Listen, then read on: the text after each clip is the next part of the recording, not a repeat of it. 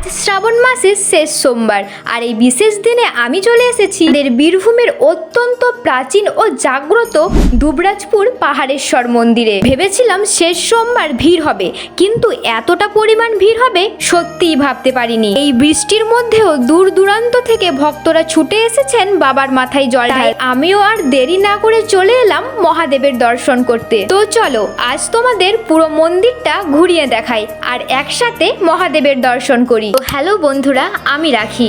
আজ শ্রাবণ মাসের পঞ্চম সোমবার আমি চলে এসেছি আমাদের দুবরাজপুর পাহাড়েশ্বর মন্দিরে।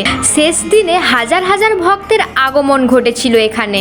ছোট থেকে বড় সকলেই এই বৃষ্টির মধ্যেও ভক্তি নিয়ে ছুটে এসেছেন বাবার মাথায় জল ঢালতে। এদিকে এত ভিড়ের মধ্যেও চারিদিকে একটাই শব্দ, হর হর মহাদেব। তারপর মন্দিরের ভেতরে ঢুকতেই বাবার দর্শন পেয়ে গেলাম। সবাই বাবার মাথায় জল ঢালছেন আর মনে মনে প্রার্থনা করছেন। যারা কোনো কারণবশত আসতে পারেননি তারা দূর থেকেই বাবাকে স্মরণ করুন। আর কারা কারা এই মন্দিরে এসেছো কমেন্ট করে জানিও। তো আজকের ভিডিওটা এখানেই শেষ করছি। যদি ভিডিওটা একটুও ভালো লেগে থাকে অবশ্যই একটা লাইক, কমেন্ট আর শেয়ার করে পেজটাকে ফলো করে নিও।